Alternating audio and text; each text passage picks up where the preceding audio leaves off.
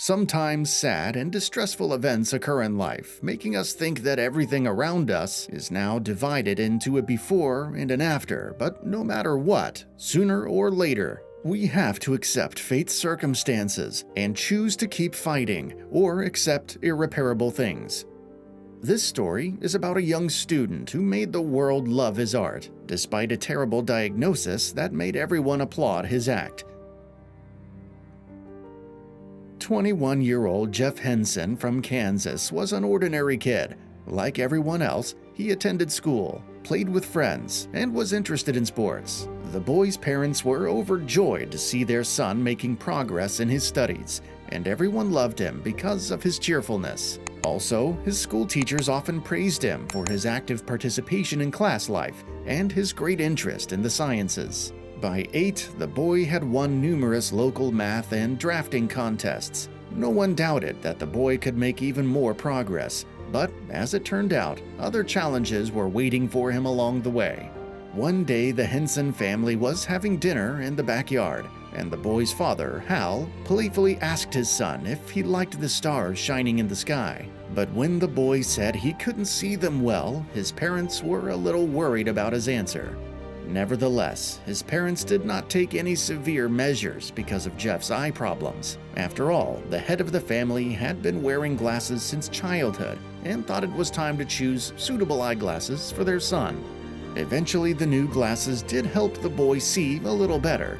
The cheerful boy wasn't upset that he always had to wear eyeglasses, and he said it was very stylish, and the glasses made him look like a scientist. Jeff's eternal desire to get as much information as possible from books turned into fanaticism. He could not stop reading, even when he was getting ready for bed, and even his parents' warnings that reading in the dark would worsen his poor eyesight could not stop him. After a few months, the boy complained again about his blurred vision, but Hal thought it was because his son was reading too much. He bought him new eyeglasses again, but as it turned out, reading was not the problem. The Henson family had to change their carefree lifestyle and prepare for a serious challenge. Jeff's endless complaints of visual impairment made his parents worry more and more. When the boy couldn't find his way around, tripping over everything, they decided to go for a complete examination. Doctors diagnosed the boy with neurofibromatosis. Simply put, it's a brain tumor. A side symptom was visual impairment. Such a verdict could only mean that Jeff would now have to spend much time in the hospital, undergoing an intensive course of chemotherapy. It's hard to describe how the Henson family felt at that moment, but after experiencing an extensive and challenging period of treatment, no one wanted to think that now Jeff would be bedridden and should forget about all the joys of life.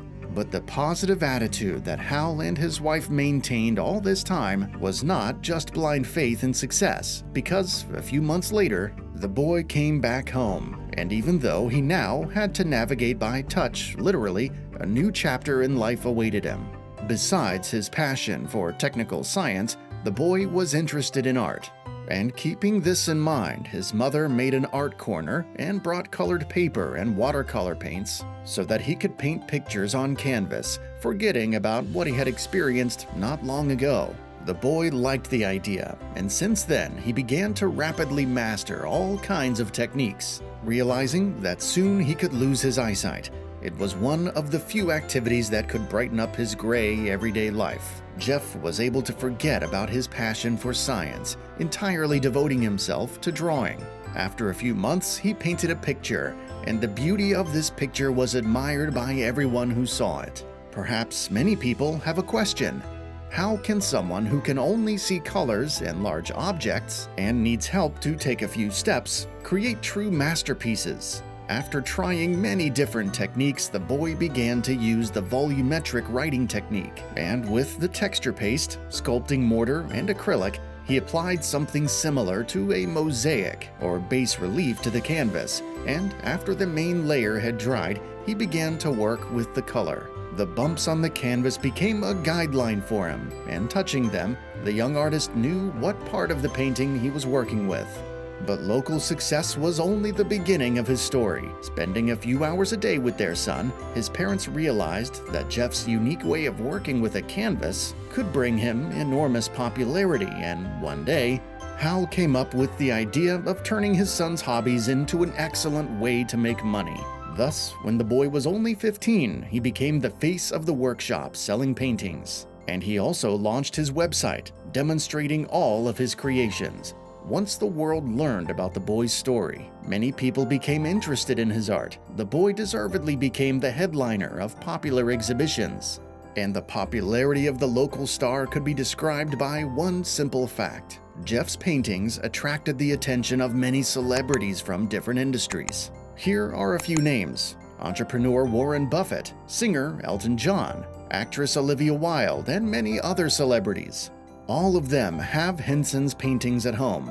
The unexpected popularity did not bother him in any way, and most importantly, popularity did not change the boy's mentality, and he continued to create paintings with great interest.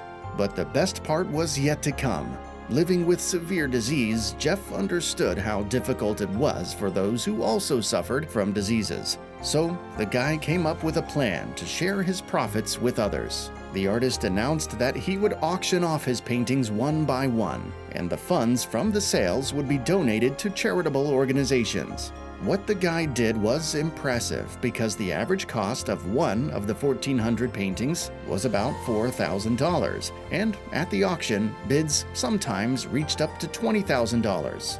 When the boy was 19, about 200 organizations and foundations that support children with tumors received donations. Jeff did not want to stop there and said that by the age of 20, he tried to reach the mark of $1 million, which he will be donating to children who fight for life. And he made it happen. The personality of the young philanthropist, sooner or later, was bound to attract the attention of journalists who craved heartwarming stories. The number of such journalists increased with the number of donations. I decided it would be good to give back to the world the money I earned rather than use it for myself. Once I tried painting, and today I can't stop, Jeff told me. Soon, the face of the young and modest artist was on the covers of numerous magazines. To date, Jeff has already donated more than $6.5 million and confidently states that by 30, he will paint a few thousand more pictures and increase his total donation to $10 million. In this story, we cannot help but be fascinated by the fact that the doomed boy was fighting a terrible disease and won the battle. And then he shared his joy of life and creativity with the whole world. This story can be finished with a powerful phrase once uttered by the visually impaired Kansas City artist Jeff Henson. When you concentrate on helping others, you forget about your problems.